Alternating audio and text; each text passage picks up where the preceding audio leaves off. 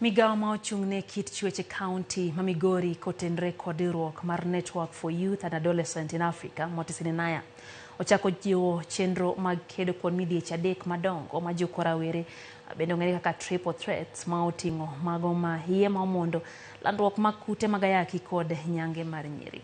Jafwambo Juma miyowa mathoth kowuok e kaonti ma Migori. Kwan rawere ma nyiri magamo yego momondo kute mag ayaki kod makalo lwenjego mag kit chwech pod ni malo e kaonti ma Migori. Lipot mawuok e migao mar thieth e kaonti ma Migori yango ni kwan rawere manogamo kutego mag ayaki e higa mar 2022 ne omedre kod 1.6 kata 21 mag jogo madhi konyore osiptende e kaonti ma Migori gin rawere manyiri ma omako iye ma omondo.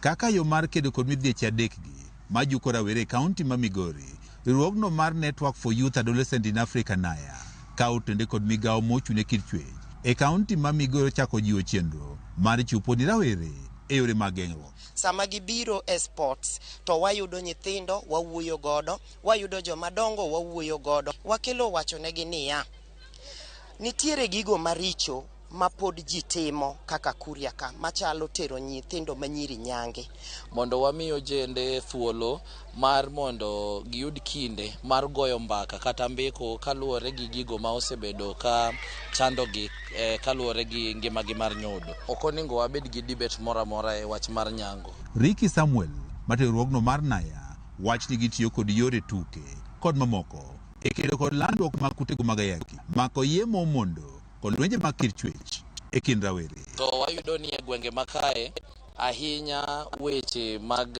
tero nyango nyithindo manyiri en gima lich miwuoro.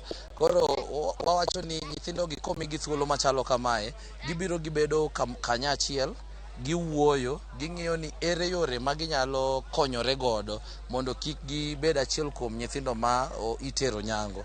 Ricky wacho ni chenro ni mar puonj geta nyegwego mag kuria malwenje mag kit chwech kaka nyange mar nyiri pod ni malo. Pod wamedo siro kata wamedo jiwo ni kidienje mopogore opogore ma rito magarita nyithindo oningo med nguso kata med thiro nyithindo gi kata gi jonyuol gi bende mondo wang'ini kata chike moketi ka be waluwogi be gin chike ma oridore moromo. Tumeanza ilikuwa juu sana, but venye tunaendelea naona ikididimia kidogo. Nina matumaini ya kwamba kwa muda wa miaka mmoja ama miwili hii kitu itakuwa imeisha.